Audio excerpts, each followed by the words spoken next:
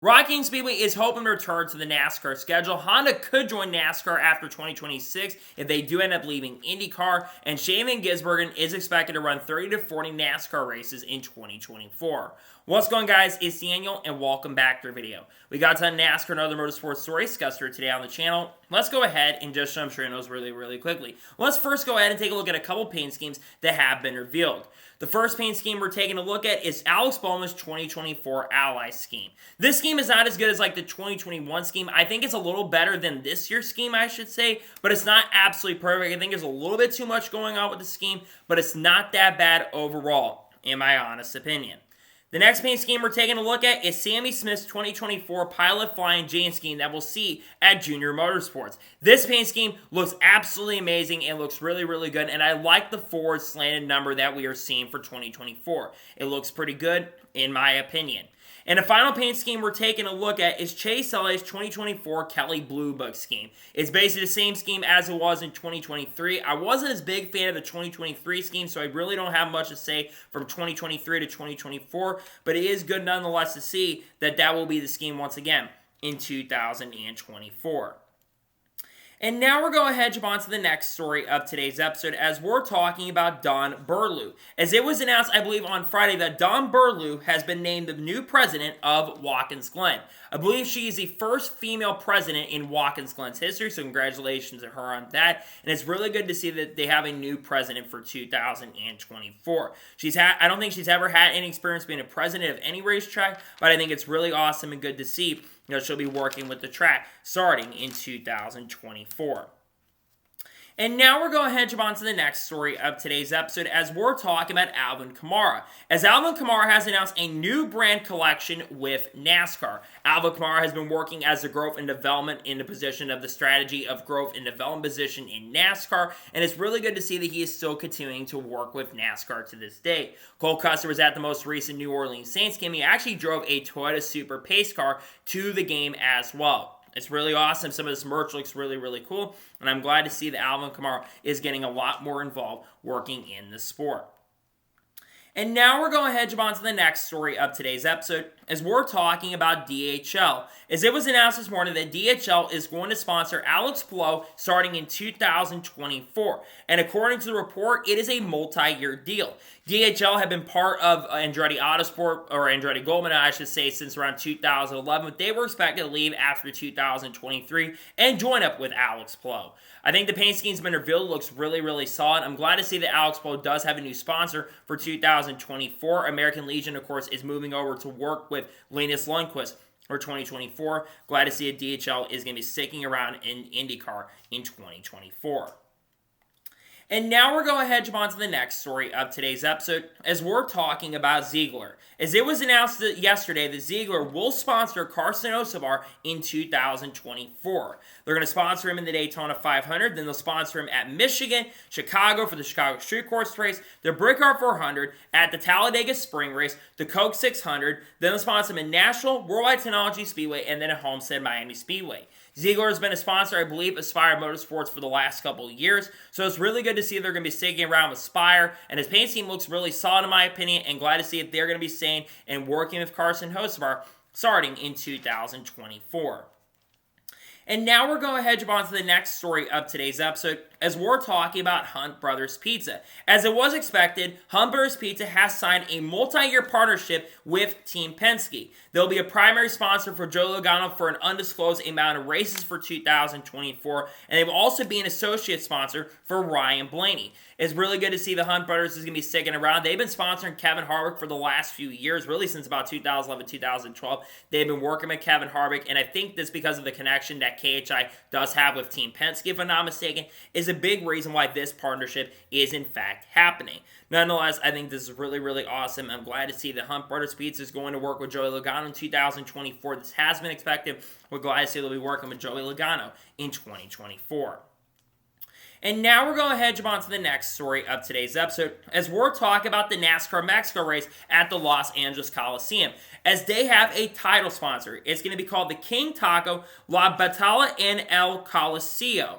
Really cool sponsorship. If you ask me, really cool to see that King Taco is in fact going to be sponsoring the NASCAR Mexico exhibition race that is going to be taking place at the LA Coliseum. I think that's going to be televised on Fox, if I'm not mistaken, or will be on FS1. That wasn't unfortunately disclosed, but I think it's really cool. They're going to be having a new sponsor with King Taco coming to play, and glad to see the NASCAR Mexico race at the LA Coliseum does in fact have a sponsor. And now we're going to head on to the next story of today's episode, as we're talking about Callum Isot. As it was announced yesterday that Callum Isot will be going to World Endurance Championship in 2024, driving for Jota Sport. For those who do not know, Callum Isot has been racing with Hugo Hollinger for the last couple of years, but unfortunately was let go near the end of the season, and Romain Grosjean will be taking over his seat in 2024. Callum Isot is a very, very talented driver, and I think he's going to have a really good opportunity chance to compete for the World Endurance Championship. I think he's going to be very, very competitive, and I think with how good of an organization Jota Sport is, in fact, in the World Endurance Championship, he's going to be very, very competitive and have a really good shot at winning the title and competing for it. At least I'm glad to see that he has found a seat in World Endurance Championship. I do wish he was competing in IndyCar, but unfortunately, those rides were unfortunately filling up. Now, he'll likely be a fill-in driver in case someone in IndyCar does end up having to miss or ends up getting injured, but I'm glad to see at least that Cal will have somewhere to go in 2024 and at least be racing in the 2024 season. And now we're going to head on to the next story of today's episode, as we're talking about Justin Haley. As Justin Haley announced last night that he will not be racing in the Gateway Dirt Nationals in 2024. According to Justin Haley, they found something that was broken inside the car, and that's a big reason why they are not racing in this year's Gateway Dirt Nationals. That is an unfortunate situation because Justin Haley, I know for a fact, has been wanting to race in the Gateway Dirt Nationals. He's been really excited about it, but unfortunately, there's nothing you do when he has something that breaks and he can't get out to the racetrack. I know Justin, like I said, has been excited to do some late model racing, has been wanting to do this, and it sucks to see that he, in fact, will not be racing in the Gateway Dirt Nationals event. But again, you got to make sure everything's set up and ready to go, and you don't want to have a situation like this. Nonetheless, really disappointing news to hear, but at least they were able to figure out what exactly the issue is. Hopefully, they won't have any more issues going forward, and they can race in the not-so-distant future. And now we're going to head on to the next story of today's episode, as we're talking about Daytona. As it was reported by Motorsports that Daytona has paved the grass area on the backstretch where Ryan Preece flipped last August. This was noticed during the IMSA test that took place over the weekend. This does not surprise or shock me. Obviously, if you watched the NASCAR Cup Series race at Daytona in August, you saw the really scary flip that Ryan Preece had. And a lot of people believe that is the grass down the backstretch. There's a big reason why that car ended up flipping much more than it probably should have ended up flipping.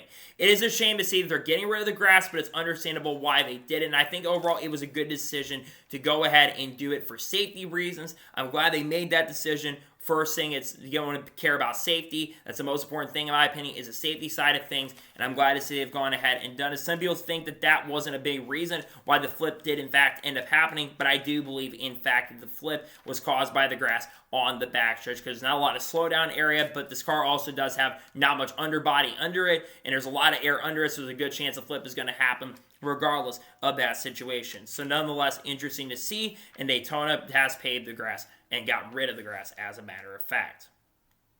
And now we're going to head on to the next story of today's episode, as we're talking about Steve Barkdahl. As Steve Barkdahl revealed on social media, I believe on Saturday, that he will not be returning to Rick Ware Racing in 2024. Steve Barkdahl's been a veteran spotter for many, many years. I believe also was a former race car driver back in the 80s and the 90s. And it's a shame to see that Steve Barkdahl's been a veteran spotter for many years. I believe for the 51 car for Rick Ware will not be back in 2024. It's really unfortunate, but I hope a team can definitely pick them up for 2024 because, like I said, Steve Barkdahl, veteran spotter in this sport, and it's a shame to see that someone who does have a lot of veteran experience, in fact, will not be working in, at least with Rick Ware, in 2024. But I think RFK is going to be bringing a lot of their team over there. Obviously, Justin Haley did post on social media that he was over there getting his seat fitted Rick Ware because, remember, Rick Ware Racing does have an alliance with RFK, so that's a massive reason why he was over there yesterday. So, nonetheless, really disappointing news to hear,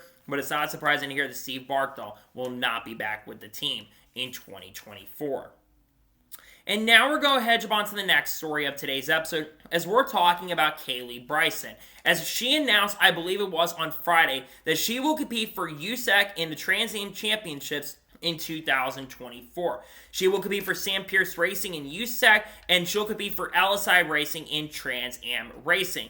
Kaylee Bryson is obviously looking to do a little more racing. Her goal, I think, ultimately is to get into NASCAR. Obviously, USAC, not a surprise. I think she did compete for Sam Pierce Racing last year, if I'm not mistaken. So it doesn't surprise me that she is going to be joining up with that organization once again in 2024. As for Trans Am Racing, it's really cool to see that she is transitioning over to more pavement racing in 2024. And I think she'll be very solid and very, very competitive. Also, we'll see how she ends up doing. We'll see how competitive she does end up being. Because like I said, these are both really good organizations. She's looking to win some championships, looking to win some races, and I think she'll have a really good opportunity and a really good shot to compete for victories and compete for wins in 2024. Nonetheless, it's really awesome and good to see that she does have a ride, in fact, for 2024. And now we're going to jump on to the next story of today's episode as we're talking about Jeremy Clements Racing. As Mark Zetzer went on Sirius and NASCAR Radio, and this is reported by Joseph Strigley, and Mark Zetzer is the crew chief, I believe, of Jeremy Clements Racing, tells SiriusXM that Jeremy Clements Racing is up to 20 races or more where the team will lease an engine with Hendrick Motorsports. This is really, really exciting and really good news to hear, considering the fact that Jeremy Clements Racing really struggled in 2023, and they have not scored a top 5 finish since they won at Daytona International Speedway, and they only got a few top 10 finishes in 2023. I think the ultimate goal with these new Hendrick leases they're going to be having for 2024, the hope is for them to be a lot more competitive and be up front a lot more consistently in 2024. Luckily, I think they will be very competitive in 2024, at least a little bit more competitive. But again, you do have to remember one thing. The Xfinity Series is going to have a lot of depth and a lot more talent. It's not like back 5 or 6 years ago where we only had like 10 or 12 competitive cars. You've got a lot of really competitive teams. You got Joe Gibbs Racing. You've got Junior Motorsports. You've got AM Racing with Haley Deegan. She, of course, is joining AM Racing in 2024. You've got RCR with 2 cars with Austin Hill and Jesse Love. You got Joe Gibbs Racing with most likely Sheldon Creed and Chandler Smith and Eric Almirola being most likely there on a part-time basis. You've got Colleague Racing with AJ Allmendinger, and then, of course, you have Josh Williams going over there next year. You got a lot of really competitive teams next year and a lot of really good competition for 2024. Hopefully, though, with the new engine package that they're getting for 2024, they can end up, in fact, being a lot more competitive. We'll see what happens, though, in regards to that. And now we're going to jump on to the next story of today's episode as we're talking about Timmy Hill. As Timmy Hill announced on Friday afternoon that he will run full-time in the Truck Series in 2024, driving the number 56 truck for his own organization, Hill Motorsports. This year in 2023, he and his brother Tyler Hill actually split the number 56 truck. They originally did have 2 trucks back in 2022, but remember, the 5 truck that they had used went over to Tricon Garage. Remember, Tricon Garage expanded to a 5-truck organization, and they still will be a 5-truck organization more than likely in 2024. As for Timmy Hill, I think the goal is to try to improve the organization. This organization is a decent group. It's just that they don't get the most funding, but they do have some funding from some teams like Unit Storage. Unit Storage is going to sponsor for 3 races, and I think another company is going to be sponsoring them for 12 races. Some of the paint schemes have, in fact, been revealed for their races in 2024. It's just really good to see that Timmy and this team are going to be back in 2024.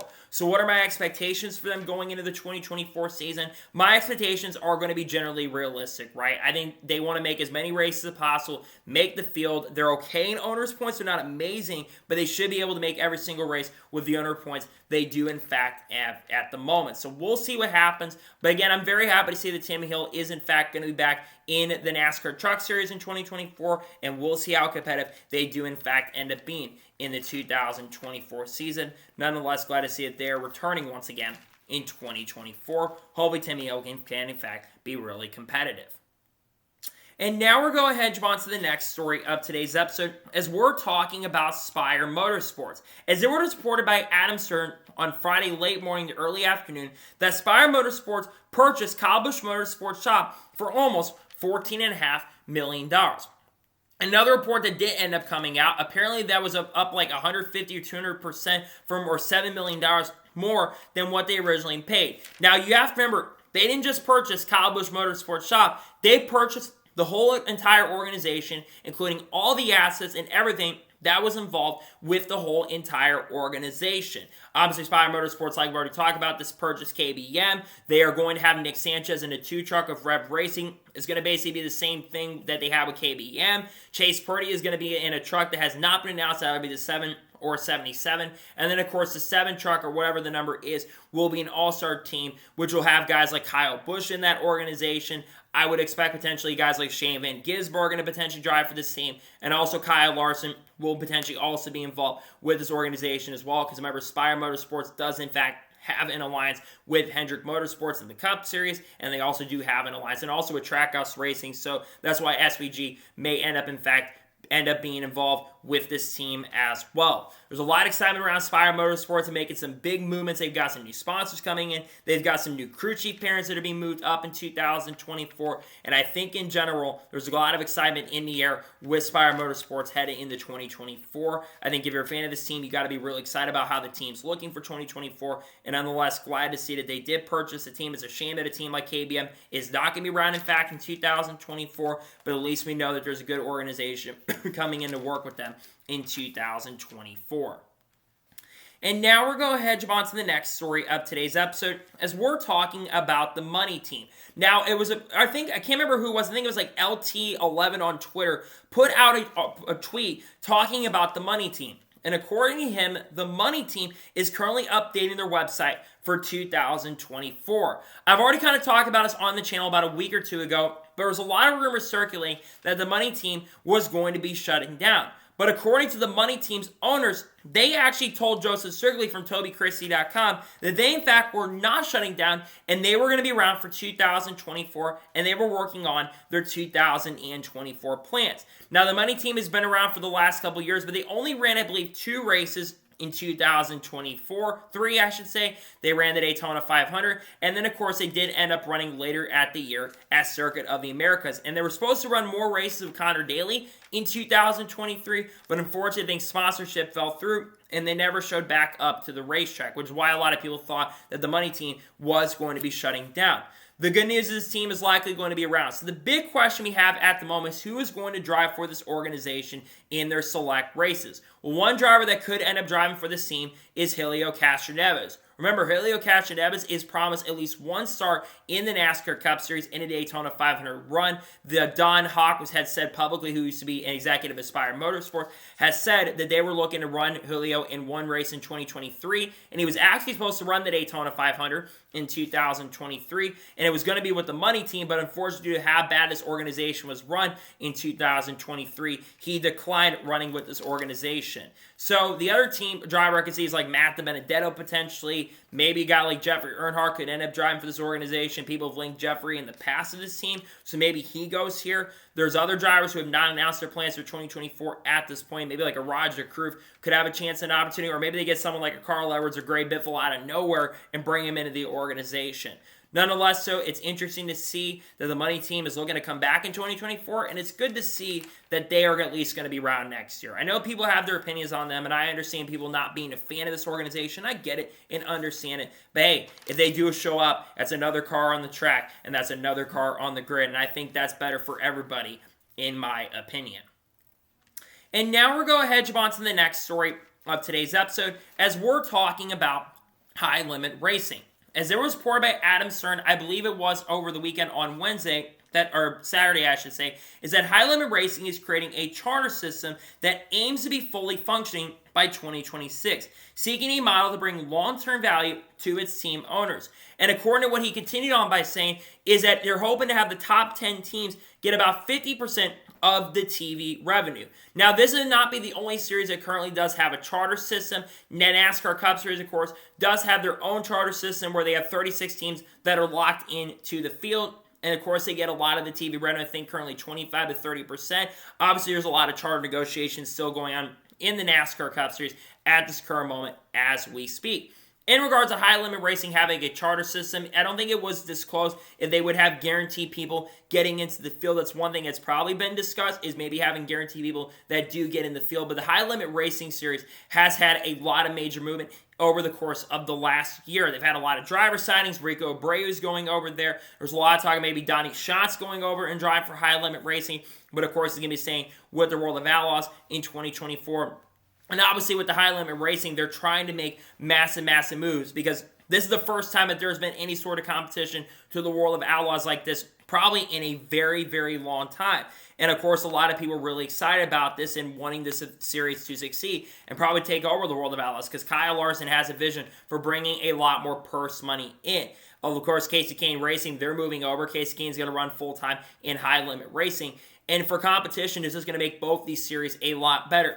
I'm not the biggest fan of the charter system, but if it does give these teams TV revenue, I think that's not a bad thing overall for the series itself. And I think in general, it makes a lot of sense why they're talking about, in fact, bringing more TV revenue in. I don't think it's a bad thing. I think it's a good thing if you bring more TV revenue in.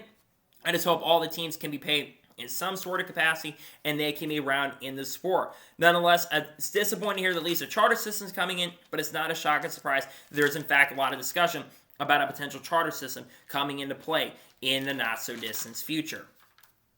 And now we're going to head on to the next story of today's episode, as we're talking about practice and qualifying. Now, Bob Pockers spoke to multiple drivers at the awards banquet about potentially adding more practice and qualifying. Now, Brad Keselowski says that he would like to have some more practice in the NASCAR Cup Series, at least, or in NASCAR in general. Michael McDowell and Ricky Stenhouse Jr. actually disagree, and they said they should have no more practice because they say that they would be getting a little bit more behind than the bigger organizations. Here's my thoughts about it. I am not coming on here and saying that we should give these teams like 2 hours or 3 hours of practice. And I understand where Michael McDowell and Ricky Stenhouse Jr. are coming from.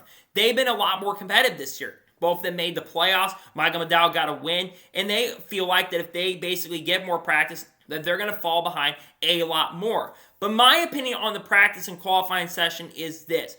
Like I said, you don't need to give these guys 2 to 3 hours of practice. But I think there should be a 45 to 50 minute practice session each time, and one round of qualifying, how the Xfinity Series does it, except the super speedways, where you can have the 2 rounds if you want to. But in my opinion, we should go back to everyone going out at once for 45 to 50 minutes, because the more on track time, the better it's going to be. I think this absolutely needs to especially go for in the Xfinity Series and the Truck Series. These younger drivers need more practice so they can get better, because I think the racing etiquette actually will get a lot better if you actually do give these guys a little bit more practice time, because I think the lack of practice on track and the lack of time on track has definitely hurt the racing product in a pretty big way. And I think that you give these guys, like I said, a little more practice, I think it's going to help every little bit. I know that Brad Keselowski, some of these guys would probably disagree with me, but I think it, like I said, also would help the racing product and would help with the etiquette in a pretty big way. So I'm for giving these guys a little bit more practice, and I really hope NASCAR does, in fact, go ahead and give these teams a little bit more practice in the not-so-distant future. So we'll see what happens. At least there's actually going to be some races that do have a little more practice. I believe the street course will have a long practice session next year. I believe also there's a few more. I think Sonoma's going to have a full practice weekend. I think at Atlanta, of course, they don't practice for that, which makes no sense to me. And I think Daytona, they need a couple hours of practice, but they haven't announced what the Daytona schedule is at this moment. So I'm for, in my personal opinion, I am for adding a little bit more practice. I understand some of the concerns from drivers like Michael McDowell, Ricky Stenhouse Jr., but I know a lot of people in the industry do want to see a little bit more practice in NASCAR. So we'll see what happens if there in fact is more practice, but we'll see what happens if that does in fact end up happening, coming true in the near future.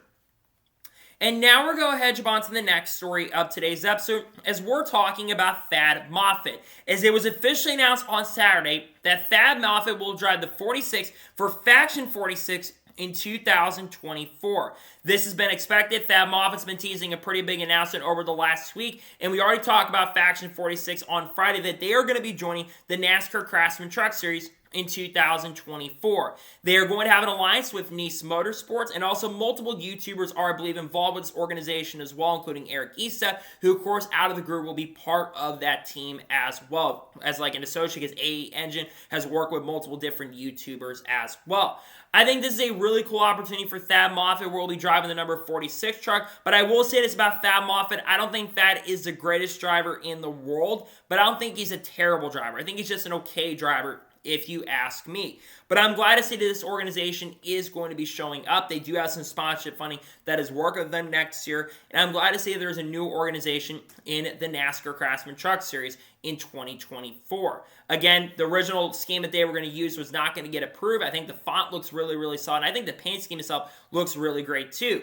But I think one thing that is going to help this organization is the fact that they are going to have an alliance with NASCAR Motorsports. I think NASCAR got some stuff maybe from GMS, if I'm not mistaken, which, of course, that organization has been building up. NASCAR Motorsports built some really solid drivers. They've got Bailey Curry driving full-time for them next year, and Matt Mills driving to 42, taking over for Carson. Of course, Carson is moving up to the NASCAR Cup Series in 2024. In general, there's been a lot of excitement. There's some hype definitely around this organization, but I think we have to be realistic. I think there's going to be a lot of growing pains for this Faction 46 organization. I think the owner of the organization, Lane Moore, completely understands that there, in fact, is going to be some growing pains with the team and the organization next year. Nonetheless, so I'm really excited about it. I'm happy for them. And I'm glad to see another organization in the field. I want to see more truck teams. I want to see more organizations show up, because the more teams you have in the field, the more competitive the field can be, and the more people we do have to talk about as a whole. So nonetheless, glad to see that Faction 46 is showing up to the NASCAR Craftsman Truck Series in 2024, and very happy to see another organization showing up in the 2024 NASCAR Truck Series season. And now we're going to jump on to the next story of today's episode, as we're talking about Tyler Renick. Now, Tyler Renick was on the most recent episode of the Door Bumper Cleared podcast, and he spoke about horsepower around the 47-minute mark. And according to what Tyler Renick said, he says there wasn't a massive difference when increasing to 820 horsepower on the TRD sim. He says they need to go over 1,000 horsepower to really feel the effects of the car. This is really interesting, considering the fact there's been a lot of talk and a lot of fans want to see horsepower increase in the next-gen car to try to help the racing. Now, I will say one thing that will disagree a little bit with is the simulator is not 100% reality. But if you're feeling 820 horsepower really isn't a big difference, more power to you. Now, again, didn't talk about inside the car because we haven't tried 820 in the real car. He was using a simulator. But I am 100% for, if they want to give these guys 1,000 horsepower, I think it would be a very, very good move in general. And I think going up to 1K, because a lot of fans want to see more and more horsepower, up to 900, 950 horsepower. I think that definitely would help the racing quite a bit as well. But horsepower is not the only thing that is going to help the racing, in my opinion. Another thing that needs to change is the tires. One of the biggest issues is that these tires grip so much, and there's a little bit of not much differentiation with the size of the field, because the field literally is like 2 or 3 tenths difference on these bigger tracks and also on the shorter tracks as well. There's not much difference in the gap of the field, with the field being so much closer. That, I think, is also, in fact, hurt the racing quite a bit. And I think giving these guys more horsepower and a tire profile that doesn't give as much grip, I think is going to help the racing. You can only do so much aero changes of the car that is really going to help the racing. We saw a little bit of improved short track racing at Martinsville, and I thought the last couple short track races, or shorter oval races, I should say, were definitely better. I thought Phoenix was actually an alright race and pretty good racing, especially up front. And I thought the racing overall was pretty good in the last 2 races, but if you want people to be more and more happy, you've got to make the racing a lot better. And I really hope they do, in fact, end up, in fact, making it a lot better than what we've seen. We'll see what NASCAR does, in fact, end up doing. And NASCAR does need to increase horsepower, because we even had another executive, an engine executive, Bob Fisher from ECR this morning, went on Sirius XM, and he said they'd be okay with increasing it up to around 750 to 770 horsepower, which we had 750 horsepower with the cars in 2021. I thought the racing then was very, very good. So I really hope NASCAR does, in fact, end up listening, and they go ahead and increase horsepower, but I'm not sure if they're going to listen, and I'm not sure if we're even, in fact, going to get an increase of horsepower anytime soon. And now we're going to head on to the next story of today's episode as we're talking about Grant Infinger. As it was announced this morning that Grant Infinger will join CR7 Motorsports in 2024 driving the number 9 truck. And shockingly, Jeff Stankiewicz is going to be the crew chief for Grant Infinger in 2024. We'll talk about Jeff Stankiewicz here in just a second, working with Grant Infinger, but this has been expected for the last few weeks. It was Michael Waltrip kind of brought this up over, I think, during the Phoenix week and talk about how Grant had been kind of hanging around with CR7 Motorsports guys, and obviously Grant Infinger has in fact worked with CR7 Motorsports in the past. Remember, he actually worked with them in 2021 when he only ran a part-time schedule in the number 98 truck and then worked with the 9 truck in the other race he did not run. And he actually ran really good with that organization, scored some top 10s, and I think he got a couple top 5s with the team as well. Now, a lot of people are looking at how the team ran in 2023 and thinking, oh, this is going to be a really bad move for Grant Infinger and a career ender. That is not true because remember, it was important, I think it was by Joseph Wrigley last week, we talked about this, that they're actually expected to have a technical alliance with McIntyre-Hilgeman Racing. And McIntyre-Hilgeman is getting a lot of the GMS equipment. So I think that them working together is actually going to help Grant Infinger out. And I think that this team is actually going to form about what they did in 2021. And I think they'll be pretty solid and pretty competitive in 2024.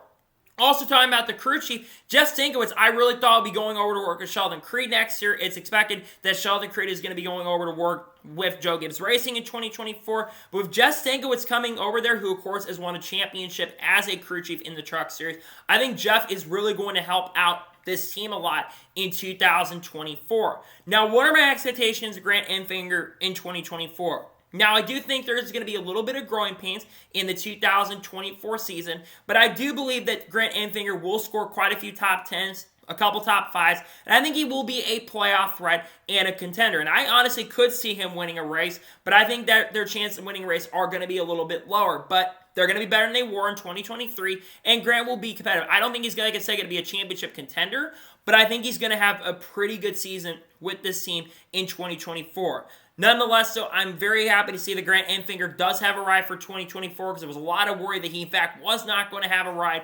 But I'm glad to see that Grant has found a seat and found a ride for 2024. And glad to see he'll be joining CR7 Motorsports. I'll obviously be Jeff Hensley, but Jeff Hensley, of course, going over to Tricon Garage in 2024. And nonetheless, I'm glad to see that Grant is staying in the truck series and working with CR7 because you need those veteran guys in the truck series to help out the younger guys.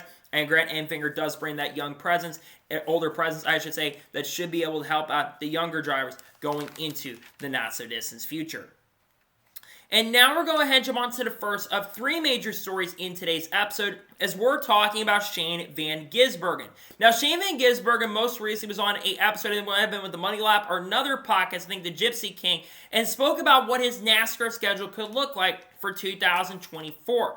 One thing you know is that the schedule has not been announced, but it should be coming out for him in the not-so-distant future. Shane Van Gisbergen says he's planning to run around 30 to 40 NASCAR races in 2024. And according to him, what he stated on the podcast, he knows what his schedule looks like. He said he's mostly going to race in the NASCAR Xfinity Series in 2024, but there will be a lot of Cup races involved and also some Truck Series races in 2024.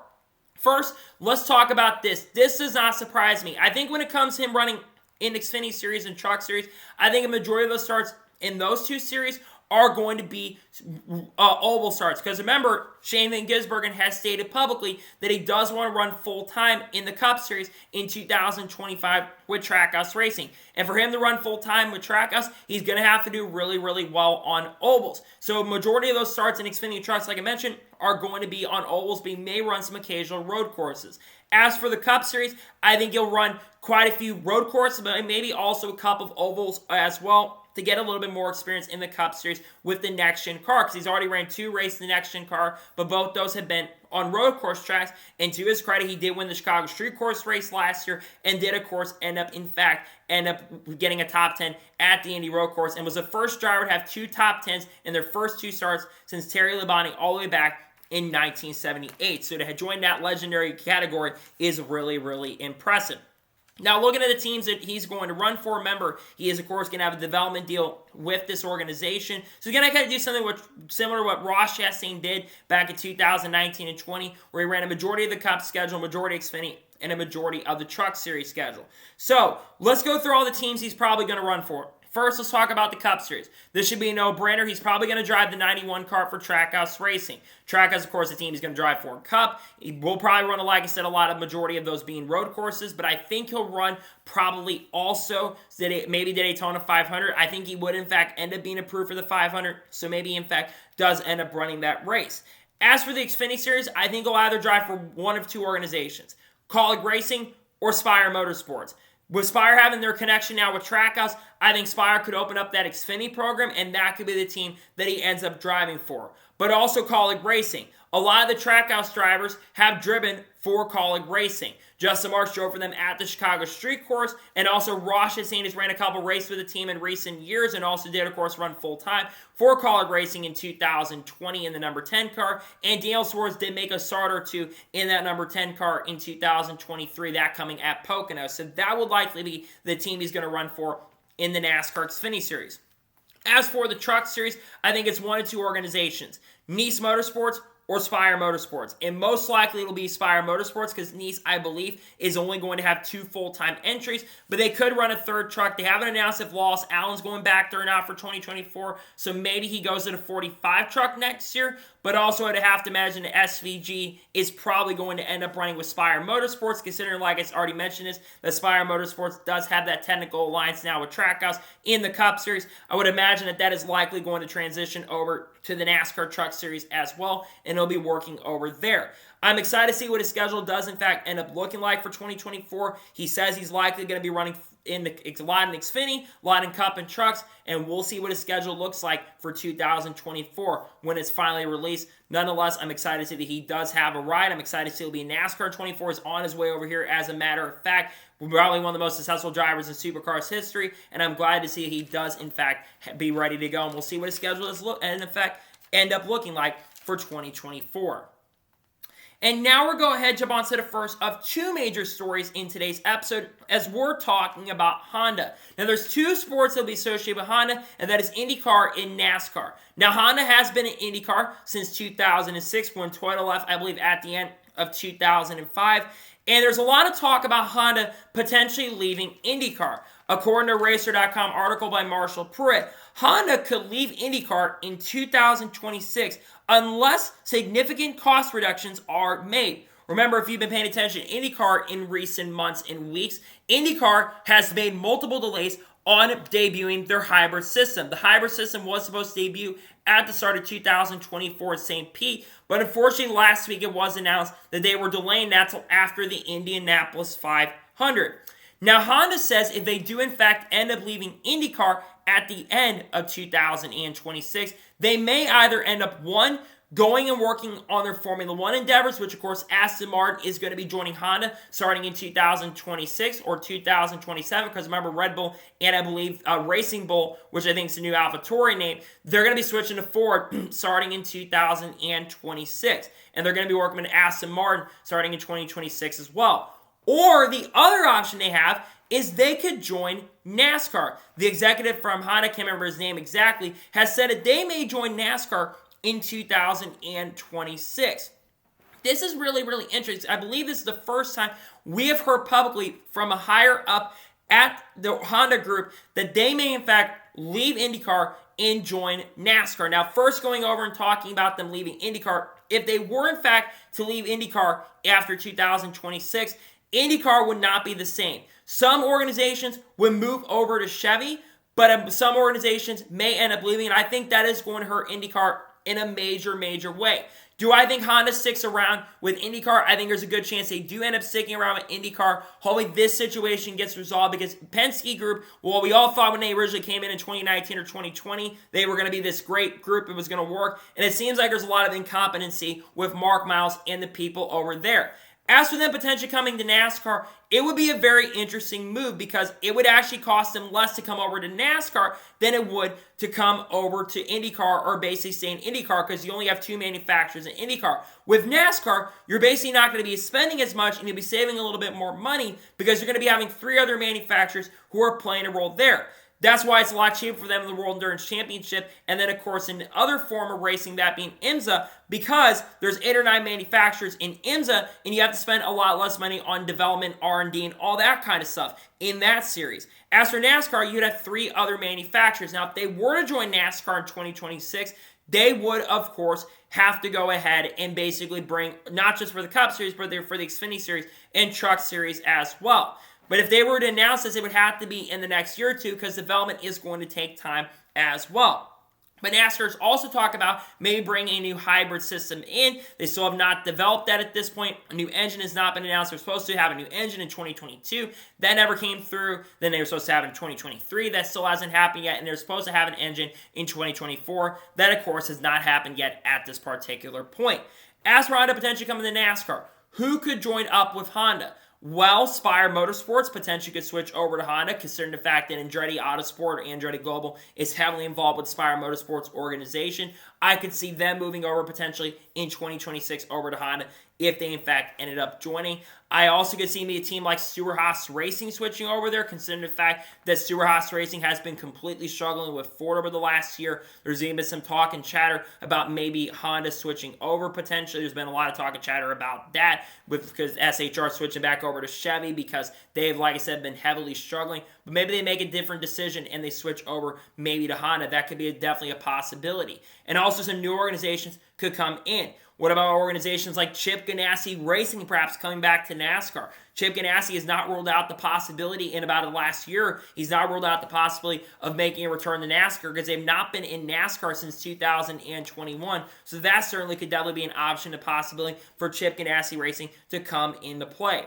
It's going to be interesting to see what happens in regards to Honda if they do, in fact, come to NASCAR in the future. Again, I think more than likely it's just open conversation at this point, and it's not official that they are going to join NASCAR, but it could be interesting, something to talk about, and maybe they're going to join NASCAR in the future, but we'll have to wait and see what happens in regards to that. Nonetheless, it's an interesting conversation to have for sure. And now we're going to go ahead and jump on to the final major story of today's episode as we're talking about Rockingham Speedway. Now, over the last year or two, there's been a lot of talk and conversation about Rockingham potentially making a return. And there's a report that came out from Adam Stern from the Richmond County News Journal that according to him, they say the obvious goal is getting NASCAR back to Rockingham. Not only for financial reasons, but for quality of life. Bring him back. Let's bring racing back to the Rock. That's what we're doing this for. Obviously, Rockingham Speedway was one of those tracks that got grant money in 2020 when the COVID-19 pandemic ended up happening. I believe they were one of 3 tracks that got a Charlotte Motor Speedway. I think got $7 million. North Wilkesboro got about $20 million for renovations. And then, of course, Rockingham got around $10 million. But Rockingham has already used a lot of money to get the track repaved and also bring safety barriers in because, of course, Rockingham has not been around for a very, very long time. The last time the NASCAR Cup Series raced at Rockingham Speedway was all the way back in 2004 when he had that really good finish between Matt Kenseth, Casey Kane, and also Jay McMurray in position to win that race as well. And he had that great finish between Matt Kenseth and Casey Kane. And in the last time that NASCAR in general raced in Rockingham was all the way back in 2013 when Kyle Larson won his first career NASCAR Craftsman Truck Series race, holding off a hard-charging Joe Logano for the victory, and also was when Ron Hornaday Jr. got into Bubba Wallace. And also, like I said, the first time they came back here in 2012, Casey Kane picked up the victory there. Now, like I said, the last time they raced there was 10 years ago. Now, remember, there was a lot of chatter and rumblings that Rockingham was even going to host the All-Star race in 2024, and that North Wilkesboro was going to get basically a points paying event. Of course, that never ended up happening, and North Wilkesboro once again has the All-Star race in 2024, while Richmond, which is a track that doesn't deserve the Easter date in my opinion, they definitely are going to have the Easter date in 2024. Now, if Rockingham was in fact returned to schedule in the not-so-distant future, potentially 2025, how would they get on the schedule? One of the easiest ways that they could do it is getting rid of one of the other track's dates. That being Richmond Raceway. There's been a lot of chatter in recent years that Richmond could lose one of their dates. Attendance has been a pretty big issue with the new TV deal coming into play. I think they would like to make a massive splash deal. We've seen a lot of tracks have been coming back from the dead. Rockingham Speedway, there's a lot of talk about the National Fairgrounds making a return. It's still supposed to be a deal that's supposed to be approved. It still has to get approved by certain groups. We, of course, have North Brookshire that's made a return. They're having a repave at the track. And now you have Rockingham Speedway that's talking about making a return. And I think Richmond, despite the fact that I think does provide some decent racing for sure, fans are not showing up to 2 dates. And I think most tracks in general in NASCAR should only have 1 date. Now, one thing that could hurt Rockingham's chances of getting back on the schedule is the fact that they are an independent-owned racetrack. NASCAR, of course, is taking a lot of those independent-owned racetracks. Pocono lost one of their dates because they're independently owned. Dover Incorporated got, of course, their stuff bought by SMI, that being National in Dover. And then, of course, Gateway, Worldwide Technology Raceway, is one of the last independent-owned racetracks, but that could change here in the not-so-distant future, and it's unclear if Gateway is going to be back on the schedule past 2024, though I do think Gateway in 2025, they're going to get an extension where they're going to get to stick around, in my opinion, considering the fact, one, the racing's pretty good, and St. Louis has gone out to the track both years. I think attendance once again will be really good in 2024, and I'm hoping to be back there in 2024 as well. Like I said, I really hope that Rockingham does make a return to the NASCAR Cup Series schedule in 2025. I think, like I said, though, that they will hurt. The one thing that will hurt them is the fact that they're going to need more money, and they've had issues with tire stuff. Again, they've been some repaving, they've some big moves to help the track get back on, and I think fans also, especially with so many tracks compacted in one area, that being like Richmond and Rockingham and North Wilkesboro, almost all back-to-back tracks, that will hurt if Rockingham is to come back. That is going to hurt when it comes to attendance, but I want to see Rockingham come back. I think the racing actually would be really solid and really, really good, and I think the fans would absolutely enjoy the racing there as well, because it raced really good in the Cup Series back in the day. The 2004 race is good. You had some really good long runs. Tire wear would definitely be a big thing that would come into play, and I think that would help with the racing itself. We'll see what happens, though, but it's really cool and interesting to see. There's a lot of talk about this track come back, and like I said, I really hope that Rockingham does make a return in 2024. I think it'd be really good for the fans, and I think the fans in general would be really happy if, in fact, Rockingham was to make a return. We'll see what happens if it does end up happening, but it sounds like there's a lot of talk and chatter that Rockingham could make a return in the not-so-distant future. So, that is good for today's NASCAR news and motorsports news video. I want to thank you guys for watching. Please subscribe to the channel, turn notifications on, and if I win a video, it does go live on my channel. Follow me on Twitter, Facebook, and Instagram at Spire Patreon as well. Links description below that, and comment your thoughts below on today's episode. What are your thoughts about Rockingham, and do you think the track should return? Let me know your thoughts in the comments below. And do you think that Honda could join NASCAR in the near future? Let me know your thoughts in the comments below. Tomorrow on the channel, there should be a RCR preview dropping on the channel. If any major news breaks today, it will drop on the channel. And there should be a lot more content dropping on the channel as we get closer to Christmas time. And we'll have a lot more content dropping then. So anyways, like I said, I want to thank you guys for watching today's episode, and I'll see you guys next time for more great, awesome NASCAR content and other motorsports content on the channel like this. Take care, everybody.